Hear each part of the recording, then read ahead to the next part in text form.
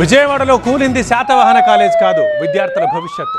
అవును, కాలేజీకి సంబంధించి భూమికి సంబంధించి ఎవరి గొడవలు ఎవరున్నా విద్యార్థుల సంగతి మాత్రం పట్టించుకునేవారు ఎవరూ లేరు. విజయవాడ నగర నడిబొడ్డున గల శాతవాహన కాలేజ్ వివాదం రోజుకో మలుపు తిరుగుతోంది. భూమి యజమానికి కాలేజ్ ఓనర్షిప్ కి మధ్య జరిగిన గొడవల్లో విద్యార్థుల భవిష్యత్తు అంధకారమైపోయింది. విజయవాడలోని శాతవాహన కాలేజ్ కూల్చివేత వ్యవహారం దుమారం రేపుతోంది. కాలేజ్ నిర్మాణాన్ని కూల్చేసిన ఘటనలో 10 మందిపై కేసు నమోదైంది. కాలేజ్ కూల్చివేతలపై పోలీసులకు ఫిర్యాదు చేశారు ఎమ్మెల్సీ ఆలపాటి రాజేంద్ర ప్రసాద్. ముందస్తు నోటీసులు ఇవ్వకుండా కూల్చేశారని ఫిర్యాదులో తెలిపారు. శాతవాహన కాలేజ్కి సెక్రటరీగా ఉన్నారు ఎమ్మెల్సీ ఆలపాటి. దీంతో ఆయన ఫిర్యాదుతో బోయపాటి శ్రీనివాస్ అప్పారావుతో పాటు 10 మందిపై కేసు నమోదు చేశారు పోలీసులు. సొసైటీ సభ్యుల సంతకాలు ఫోర్జరీ చేసి సుప్రీంకు సమర్పించారని ఫిర్యాదులో పేర్కొన్నారు ఆలపాటి.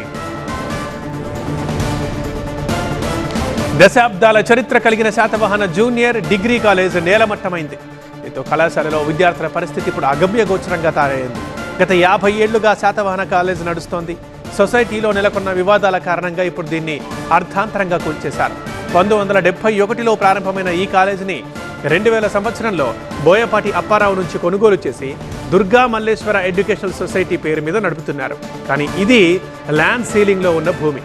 ప్రజా ప్రయోజనాల కోసం రిజిస్టర్డ్ సొసైటీ కొనుగోలు చేసి ఉపయోగించుకోవచ్చన్న నిబంధన ఉంది.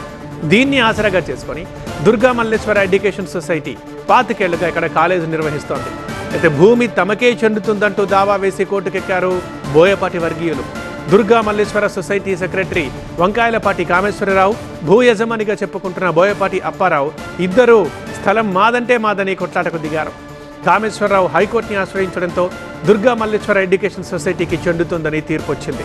హైకోర్టు తీర్పుపై రివిజన్ కోసం బోయపాటి సుప్రీంకోర్టును ఆశ్రయించారు. తమకు అనుకూలంగా జూన్ 3న తీర్పు వచ్చిందని వాదిస్తున్న బోయపాటి వర్గం ఒక అడుగు ముందుకేసి రాత్రికి రాత్రే ప్రొక్లైనర్ను పురమాయించారు. పోలీసులు చేరుకునే లోపు నిర్మాణాలన్నీ నేలమట్టం చేశారు.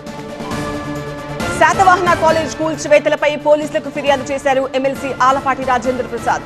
దీంతో బోయపాటి శ్రీనివాస అప్పారావుతో పాటు 10 మందిపై కేసు నమోదు చేశారు పోలీసులు.